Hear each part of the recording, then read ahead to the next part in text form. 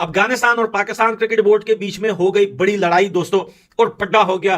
कल अफगानिस्तान ने vote BCCI को दिया और कहा कि भैया पहले जो था, लेकिन अब हालत काफी ज्यादा गंभीर है पाकिस्तान के अंदर। और अफगानिस्तान आपको पता है कि they owe a lot of their cricket to India as well, तो वो काफी वहां की भी बीसीसीआई की भी सुनते हैं। Not to Pakistan as well. देखिए पॉलिटिकल बात हो जाएगी। हमने कुछ गलत स्टेटमेंट दिए हैं जो करने के बाद अफगानिस्तान को हमने इन्वॉल्व किया है। कल अफगानिस्तान को अगर मना कर देते हैं तो हम क्या करेंगे? लग गए पकोड़े। मतलब अफगानिस्तान क्रिकेट बोर्ड ने भी यहाँ पर एप्लीकेशन दायर कर दिया। बोर्ड ने ऑफिशियल तौर के ऊपर एप्लीकेशन दे दिया कि सानू पाकिस्तान नहीं जाना, ले पे चढ़ जाए पाकिस्तान।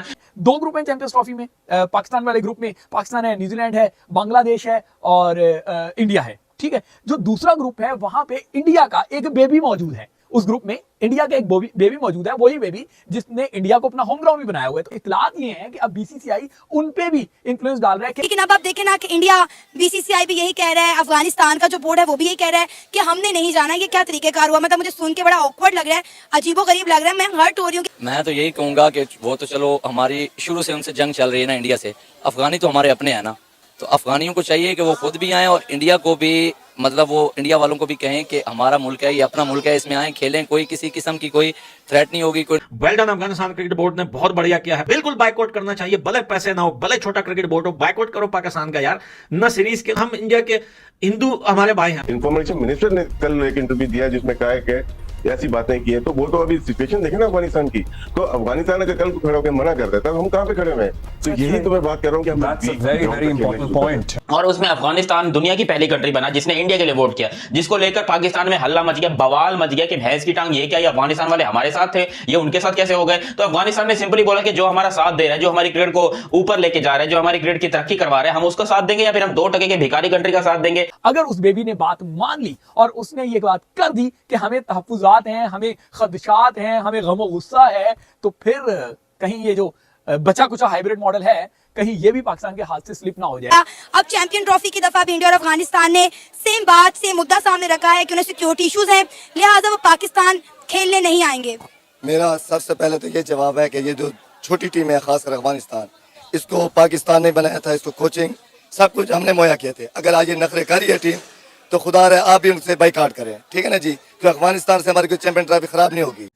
अस्सलाम वालेकुम दोस्तों, चैंपियंस ट्रॉफी का इनकाद पाकिस्तान में होना डे बाय डे इम्पॉसिबल होता जा रहा है। अब चूँकि जेशा आईसीसी के चेयरमैन बन चुके हैं तो इंडिया का तो पाकिस्तान आना नामुमकिन सा लग रहा है। खबरें ही आ रही हैं कि जेशा के चेयरमैन बनने के बाद अफ़गानिस्तान की टीम जो है उसने भी पाकिस्तान आने से इनकार कर दिया है। पाकिस्तानी मीडिया इस खबर के बाद किस तरह से रिएक्ट कर रहे हैं, आई मीडिया देखते हैं। आज भाई क्या लगता है आपको, मतलब हम ये जेशा से मेरा ख्याल है ना ही एक्सपेक्ट करें सारे कि वो अचानक अपनी वो वाली कैप उतारेंगे और ये कैप पहन के और फिर एक न्यूट्रल निगाहों से मामला देखना शुरू कर देंगे। देखिए हमें तो पूरे वर्ल्ड, जितने भी पाकिस्तान वर्सेस बीसीसीआई नहीं है, Pakistan versus rest of the world चल रहा है। जैसे ईसीबी ने अभी 2 दिन पहले ही बैन कर दिया है अपने प्लेयर को पीएसएल के लिए। ये आपको एक लेसन दिया है उन्होंने, तो हमें समझना चाहिए हम क्यों दुबई में बैठे। मेरा फिर सवाल यही है, जब जेशा आ चुका है तो आप अगर स्ट्रॉन्ग फुटिंग पे हैं, जो मैं समझता हूँ, आप उनको आने दो। देखिए पॉलिटिकल बात हो जाएगी। हमने कुछ गलत स्टेटमेंट दिए हैं जो करने के बाद अफगानिस्तान को हमने इन्वॉल्व किया है। कल अफगानिस्तान को अगर मना कर देते हैं तो हम क्या करेंगे? तो यही तो मैं बोल रहा हूँ कि डिप्लोमेटिकली काम करना पड़ता है। आपने इंफॉर्मेशन मिनिस्टर ने कल एक इंटरव्यू दिया जिसमें कहा है कि ऐसी बातें की है। तो वो तो अभी सिचुएशन देखे ना अफगानिस्तान की। तो अफगानिस्तान अगर कल को खड़ा होकर मना कर देता तो हम कहाँ पे खड़े हुए? तो यही तो मैं बात कर रहा हूँ कि वेरी इंपॉर्टेंट पॉइंट। और अफगानिस्तान आपको पता है कि they owe a lot of their cricket to India as well, तो वो काफी वहां की भी बीसीसीआई की भी सुनते हैं। Not to Pakistan as well.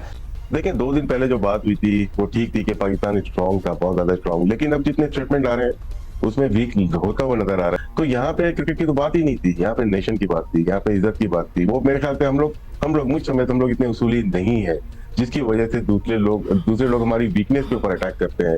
तो अब जेशा आ गए तो हम दुबई में क्यों बैठे हुए? फिर हम इतने स्ट्रांग हैं तो हम लाहौर में बैठे और जेशा को बुला सकते हैं। वो तो आईसीसी का अभी चेयर कर रहा है, अब तो बीसीसीआई का नहीं है ना।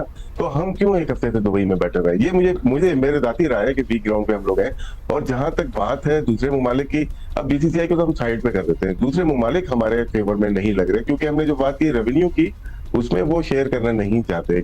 अगर हम 5.75% ईयर का लेते हैं, साल का लेते हैं, तो कौन शेयर करेगा? ईसीबी भी नहीं करेगा और दूसरे ममालिक भी नहीं करेंगे, तो हमें फिर इंडिया के साथ ही करना पड़ेगा ना।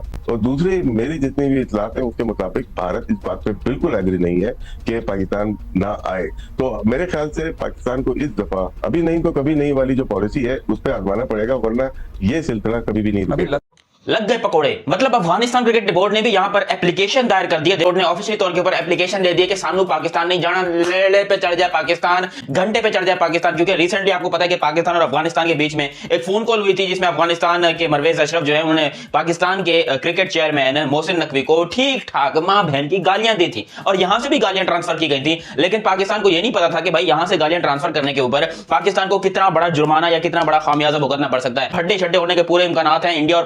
इंडिया और अफगानिस्तान एक साइड पर हो गए, जबकि पाकिस्तान बिल्कुल अकेला रह गया। ना पाकिस्तान के साथ कोई था ना है और ना ही जिस हरकतों से हमें लग रहा है ना होगा हुआ। देखो, अफगानिस्तान क्रिकेट बोर्ड ने ऑफिशियल तौर के ऊपर हाइब्रिड मॉडल की एप्लीकेशन लिख दी है आईसीसी को कि भाई हमें जो है पाकिस्तान के साथ नहीं खेलना, क्योंकि उनके हमारे साथ रिलेशन या फिर ताल्लुकात अच्छे नहीं है, हम पाकिस्तान के साथ क्रिकेट नहीं खेल सकते। और आईसीसी क्या ये चीजें प्रूव करेगा?